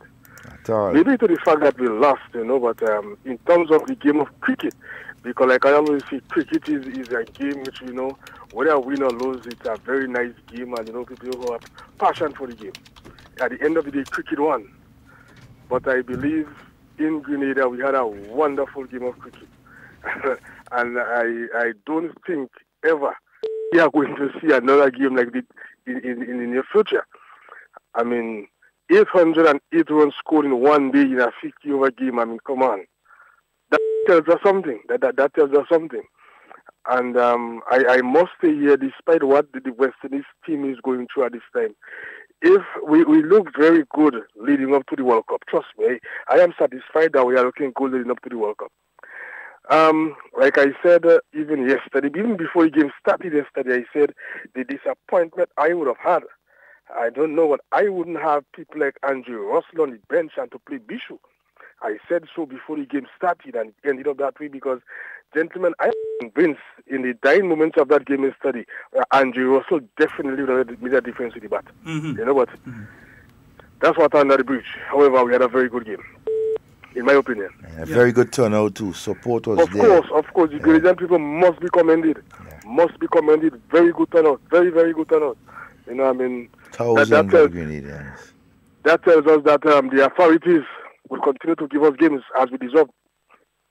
And not only that, we must say as well, some people may like it, some people may not like it. We must say as up to the government of the day. They did well. In fact, they did all what they're supposed to do. You know, and you know, yesterday what the gentleman, it reminds me of a particular minister who say, I didn't know we had to bid for games. For sports. Interesting. The other matter at hand, gentlemen, well, Brother Scott, my good friend, would recall, or he would know that if we were doing a radio program and the manager or the owner of the radio station cannot give guidelines and to say, look, this is XYZ, and you should or shouldn't do that, it makes no sense. So I am not only blaming the individual, I'm blaming the manager or the owner of the radio station who is allowing that to happen. For whatever reason, it seems as though he has no dominion, he has no say as to what is happening in his own thing. You know, that's my concern. If you as a father in the home, and I mean, you cannot control it, something is wrong. If I own a radio station, and then I cannot control somebody who is doing a program, you can't sit in a radio station. You can't sit there because at the end of the day, me and my station will be in serious problems. So it's not just about the individual, it's also about the management of the radio, of the particular radio station. You know? Even the individual might say, well look, I could say this, I could say that. What's about the manager or the owner or whoever it is of that radio station? Do you have no say? Would you just allow things to happen? Even if we didn't listen, but the entire nation is speaking. You know, so I call on whoever it is, to, you know, do something. If you don't want to listen, because remember one time he said nobody in NDC can tell me nothing because they paid me. I say what I want. Well, if you're saying what you want, then find me on the radio station as far as I'm concerned. But at the end of the day, according to Brother Scott, maybe he's doing a good. Maybe he's doing a good. My brother, the new National Party, yeah, Ian? Yeah. Came from 4 seats in Parliament versus 11 for the NDC. Yep. They keep their 4 and they take all the 11 that the NDC had. At that point in time, it should have been a lesson to that organization to change their modus operandi. Exactly. I'm not saying it because I like the NDC. I'm not saying it because I'm a supporter of the NDC or any kind of thing, because I'm not, and people know that. Yeah, I don't hide and show shade and think. I am not a supporter. I've never been, will never be. I could say that here right away. Yeah? But in the same token, if they had changed their modus operandi, what happened to them in 2013 and repeated in 2018 would not have happened. This time last year, we would have been exactly 2 weeks away from election. Yep. 2 weeks away.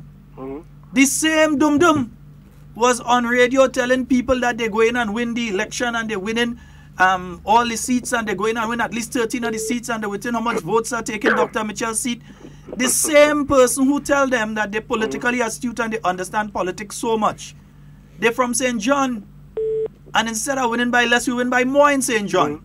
Of course. If there's this big political activist and they understand politics so much, why they couldn't even go in the area they come from, in St. John, and convince people to support their political organization? Instead of getting less licks, they get more licks. They get more. And the NDC still will not learn. They still associate themselves. They still appear on the individual's program. They still go around the individual. Well, brother man, I don't want them stop. Me ain't complaining here, you know, I stating facts. Me ain't want them stop. I want them continue. I want them to continue using him as a political analyst. I want them to continue following him. I ain't want them go, Ian, if you have a $20, find a way and send it to support the man program. Because by sending a 20, you're supporting zero. You see, gentlemen, again, when you would have an individual, you have a country celebrating independence, and you would call Grenadians, you would call it Grenadians, they're trying to recall the exact name you call us Grenadians. Could you imagine that independence, which is non-political, disrespecting Grenadians on a day of independence because people celebrate independence? Am I so mad to continue to listen to an individual like that? I would never listen to him. if I'm on a bus and it's playing, I mean, I cannot tell the driver what to play. But to tell the truth, I will not listen. And a conscious Grenadians should never allow their radio station, according to a gentleman, to play on that radio. Never. Since after the independence. When you call Grenadians, you call them disrespect. I could recall, and most people know myself and Sheldon Scott did this program for years. And at no time we ever disrespect Grenadians. At no time we disrespect the NDC. But Ian, you and I know. The leadership of the NDC. Ian, but you and I know that if at any point in time we had even attempted to disrespect the then sitting Prime Minister or do any of the shoppiness that this guy doing there, that we would have been immediately reprimanded. Of course. The program would not finish without us getting a call. Of course. And we're not speaking about a call from the then political leader alone. No. Any member of the party would have called on Carriacou and say, oh, you're getting crazy out. And listen, and I always say that, and I said it on the program before, there were supporters of our party who would call and call the then Prime Minister Tillman Thomas, and unless you say it properly, we push the button on you. You cannot come and call the Prime Minister Tillman Thomas or Najimbok. We never allowed it. If you do, we ask you to correct it. And you fail to correct it. We lose friends that way. We punish the button on you. But we lose friends that way. People were upset with us. Of course. Because some people used to say, oh, all you're taking this thing too soft. All you need to go harder on them men. And this kind of thing. People were complaining. Exactly. And saying that we're not doing, we have to attack more. And so on. We lose friends over that. But at the end of the day, the political organization that we represented and made sure everybody know we represent. We ain't hide no way and say, oh, it's an independent it's an NNP program we was doing. No. Yeah?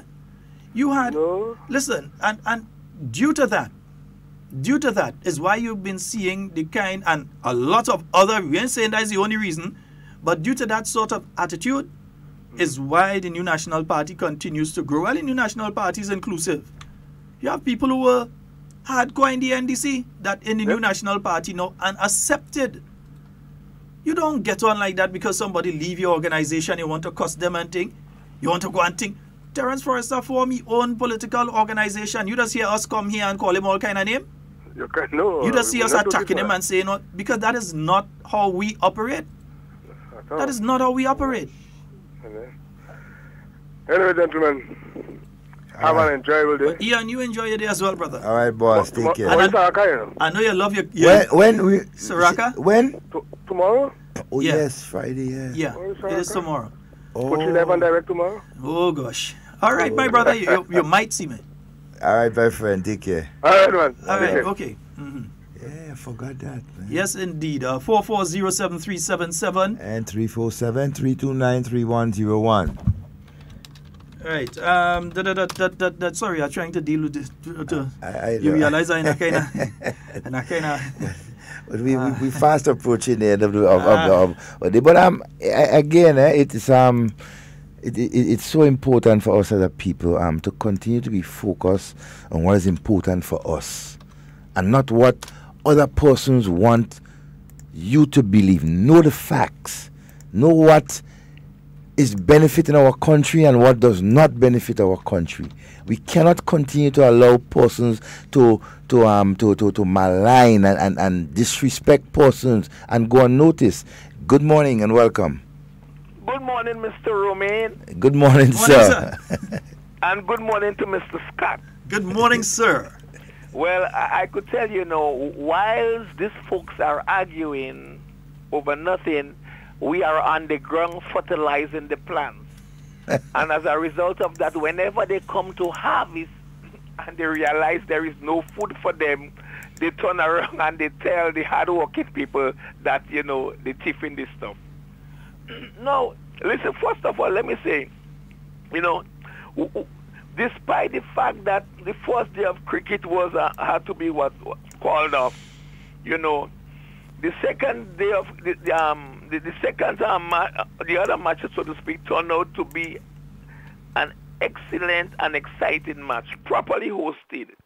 And from all indication, you understand, it seems that it was an event well executed And I want to take this opportunity to congratulate all those who was responsible for making it possible. No, Mr. Scott, you know, I want to say here, and I cannot avoid calling the gentleman name. That's Mr. Jones. No, go ahead, man. There's no problem. The gentleman made a statement on his program saying that the security at the hospital is NNP, and that's why we treat some people differently. And Mr. Scott, honestly speaking, from the bottom of my heart, based on my professional ability, and based on all what I have been taught in security in this capacity for the last 20 years, this is not true. And I really hope the gentleman will take back that statement. You understand? Because this is definitely not how we operate. If you want to find other ways to criticize us, you know, based on what you may observe, yes, I'm willing to accept that. But this statement is so incorrect. You know what I mean? It really broke my heart.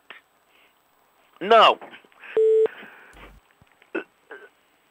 Dr. Kit Claudius Mitchell, he is the Prime Minister of this country. And when you are the Prime Minister of a country, you enjoy the privilege of traveling first class, economic class, or traveling privately. And this is the privilege, you know, such persons, people like that enjoy.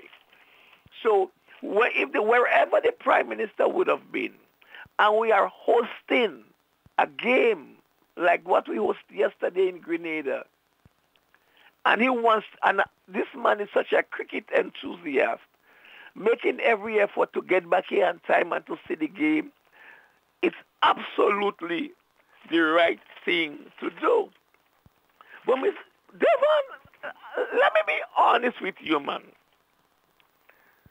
When you see how the NDC have deteriorated from a hero to a zero, yes, today we support the NNP. But are you telling me you does not feel any sense of sadness for them? I find that one is hard to believe. No, but honestly, as an organization, but being part of that organization for so many years, when you look at how they deteriorate and look at, you know, what the party has become, right, over the years, I mean, I feel sad for the organization and those the supporters that genuinely feel that the organization has some way to go. I feel sad and sorry for them. But other than that, I mean, for my part, they can disappear. Yes. You know? Yes, I'm an NNP supporter. But I cannot understand how a political organization like the NDC, they continue to say and do the things that puts them further away from power. I don't understand. Because I would like to believe that the ultimate goal is to get back into office. I don't see how everything they're doing, you know, is pushing them further away. Last point here quickly. Sister Rachel Roberts. Listen to this. Sister Rachel Roberts said she was assigned in the Ministry of Education on a desk doing nothing. Then she said she was transferred to the Ministry of the Environment on a desk doing nothing. And after that, she was transferred to some other area, still doing nothing. Still, she said she have given up so much. She have given up a lot. But my brother... While doing nothing. My brother... No, what I want to say is this here. St. Mary's RC in Lafayette is my alma mater. No, I find that people who have gone on to higher education, people who we categorize as being bright and brilliant, Mr. Scott, how can you making statements like that? Me?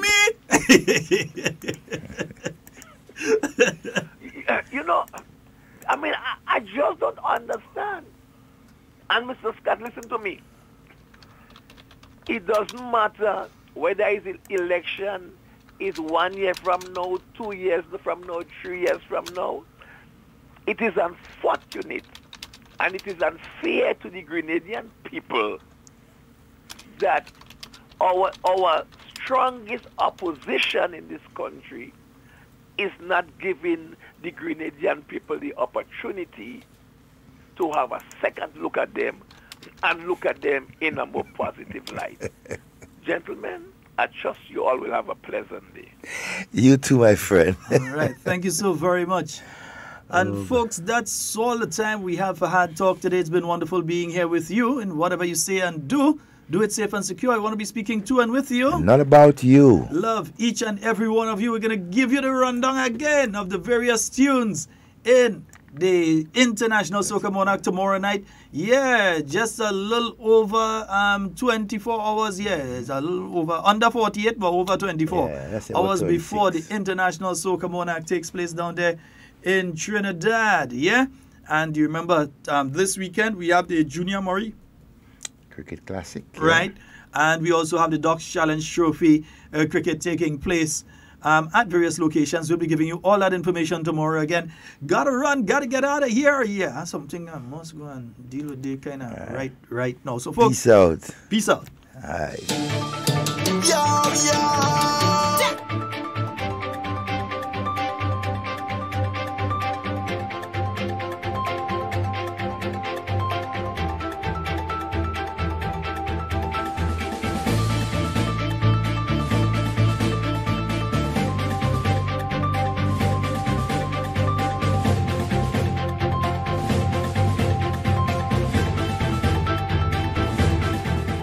Government fulfills promise to honor Devon Smith for his contribution to cricket.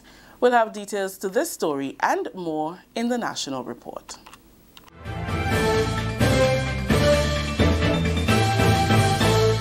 With the details to the news for today, Wednesday, February 27th, I am Rikisha St. Louis. The Grenada government has fulfilled its promise to unveil a pavilion at the National Cricket Stadium in honor of left-handed batsman Devon Smith. It was renamed the Devon Smith Players Pavilion at an unveiling ceremony which took place during the 4th One-Day International between West Indies and England at the National Cricket Stadium on Wednesday. A plaque was presented to Smith by Prime Minister Dr. the Right Honourable Keith Mitchell, who has just returned from the 30th Carriacou Intersessional Meeting in St. Kitts and Nevis. Dr. Mitchell, an avid cricketer, said they were taking special responsibility to honour those who have made a sterling contribution to cricket and called on his regional colleagues to follow suit. I don't believe that the Caribbean has treated its past players sufficiently and honor them after they have given us so much service. So from one part of the Caribbean to the other, I hope this message is ringing loud and clear that we have to treat our players better than we have done in the past. It is in this context, therefore, I take this special responsibility, together with the Minister of Sports, to honor those distinguished sons. And therefore now, I'd like all Grenadian, Carriacouians, Peter Martinicans, and the entire Caribbean to recognize the tremendous contribution of Junior Murray. Junior Murray from River Road, close to here, right? Royal Lewis from St. Andrews, and Devon Smith from St. Patrick's. I would want to ask all of you, give a good roar to all your sons for their contribution to this beautiful country of ours. Smith, who flew out of Grenada immediately following the unveiling ceremony, was recognized for his outstanding performance on the field of play and for his overall contribution to the development of cricket in Grenada, the Windward Islands and the West Indies. Plaques were also presented to leg spin bowler and manager of Cricket West Indies Royal Lewis, as well as right-handed batsman Junior Murray, both of whom were already recognized with the renaming of the western stand of the National Cricket Stadium as the Junior Murray and Royal Lewis stand. Lewis is happy that their contributions have been recognized. It's all about cricket. For me, it doesn't matter when it comes. For the people of Grenada, government and people of Grenada to recognize my contribution to cricket, I feel very proud about that, and I'll continue to work in that area, to assist in the next person that's coming to get their name on the stand as well. Devon Smith, I think his contribution to cricket, is second to none. So this came as no surprise, and I'm very, very happy for Devon to, I think he has now 37 first-class hundreds.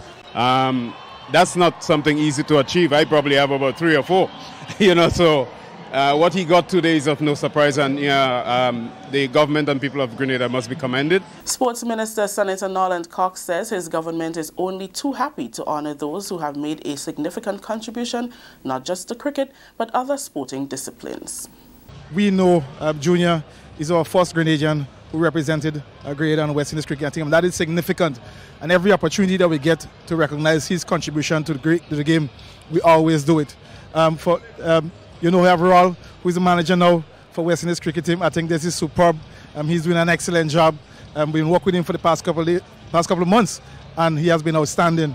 And of course, Devon, who has been outstanding at this level in the game, we'll take this opportunity to recognize him here today during this game, the biggest, at the international stage, to ensure that we give them the prominence.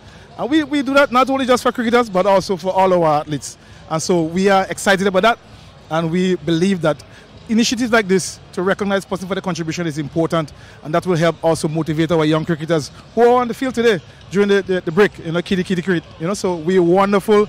It's a wonderful day, and we are happy to be doing this as a ministry, as a government. CARICOM leaders meeting in St. Kitts for the 30th intersessional meeting have again taken issue with what they call the cruel and unusual punishment by the European Union for labeling their countries as non-cooperative tax jurisdictions. CARICOM Chairman and Prime Minister of St. Kitts and Nevis, Timothy Harris, says the EU and its member states are going well beyond the regulations and requirements of the OECD, of which they are a part and with which our countries are largely compliant. He's concerned that the selective application of their tax do not apply to everyone and has a distinct bias. These unbridled attacks on our sovereignty and disturbing intrusion in our internal affairs hark back to a different era of us having to heed the dictates of our colonial masters who impose mercantile laws that restricted our development scope and space. The question that must be asked is this: why are the revenue-earning measures of small states within the Caribbean community and elsewhere being deliberately targeted? The EU preferences for sugar and bananas have long gone. Our financial services are under consistent threat. The denial of correspondent banking services affects our tourism sector and indeed our capability to engage in international transactions, such as when credit card transactions are delayed, and also affects remittances, a significant financial element in many of our small economies. CARICOM Secretary General Ambassador Erwin LaRocque also addressed the subject, saying the EU's labeling of CARICOM member countries as non-compliant tax jurisdictions are, and I quote, encroaching on our sovereignty and reek of a bygone era, which came to an end with our political independence, unquote. The onerous requirements being imposed are constantly shifting and go beyond those established by the OECD. Financial services provide significant revenue for many of our member states and therefore are an important source of domestic resources.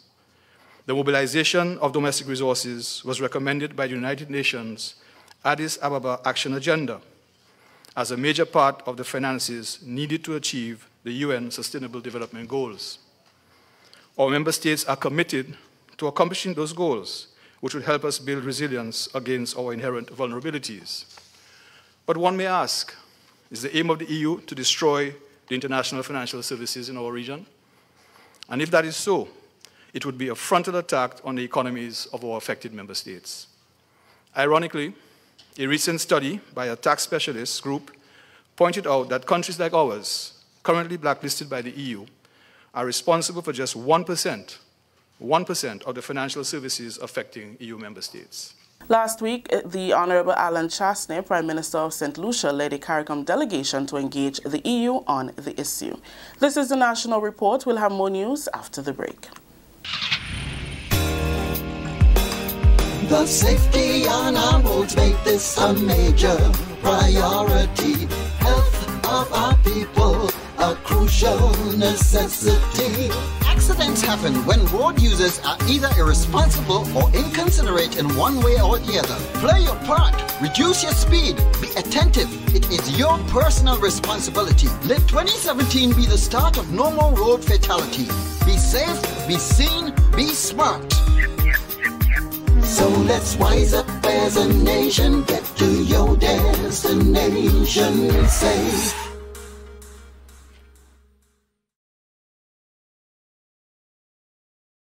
Welcome back.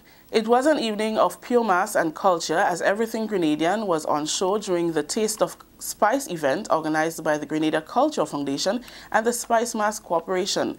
The cultural event was held as part of activities to market the Pure Grenada brand during the fourth one-day international series between England and West Indies.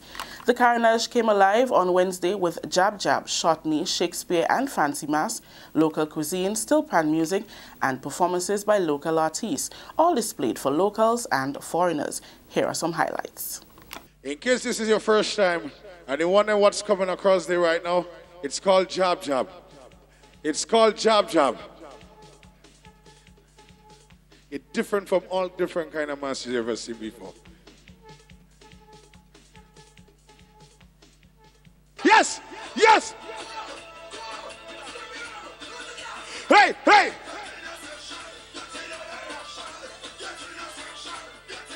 On everybody! Tonight, la poetry tomorrow night. Ivoli tonight, la poetry tomorrow night. Ivoli tonight, la poetry tomorrow night. Ivoli tonight, la poetry tomorrow night. Ivoli tonight, la poetry tomorrow night.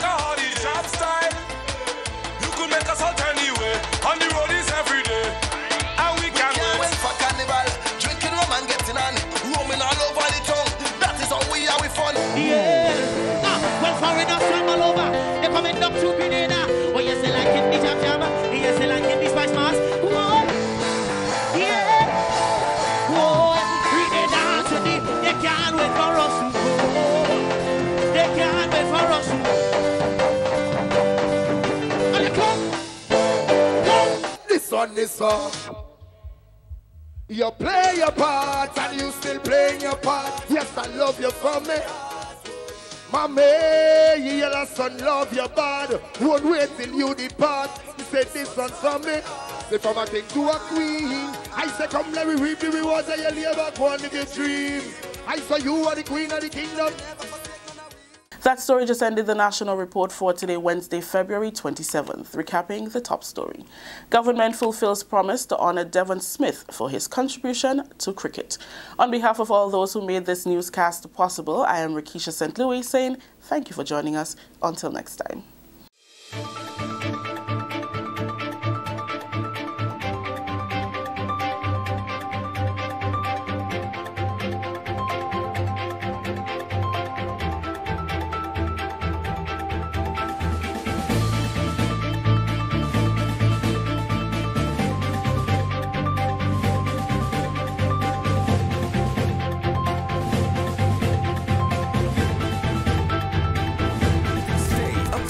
All that's happening with the new national party, NNP. Send us a message via text or WhatsApp on 405-8683 with your name, email, and constituency. Stay in the know with NNP. Get updated. Tomorrow's future is here today. Friday, April 5th. Kirani James Athletic Stadium. National Secondary School Games. Run, throw, jump. National Secondary School Games 2019. Your games, your future. The International Soca Monarch is here. Friday, March 1st. For the first time in our nation's history, 5 of our soca stars are in the finals. Fantastic Friday. Boys talking and where you from? Grenada, our boys are in Trinidad. Who can't make it down? We'll be heading to the Bushes You playing field for the International Soca Monarch Finals viewing party. One big venue, one large flat, viewed by thousands on one massive screen, coming through a concert-ready sound system, putting you in the center of the action, as if you are actually there. Admission free, absolutely no vending. Which one of the Majestic 5 will bring home the title? Friday, March 1st from 6 p.m. You've got to be in the action. Presented by the St. George Northwest Organization.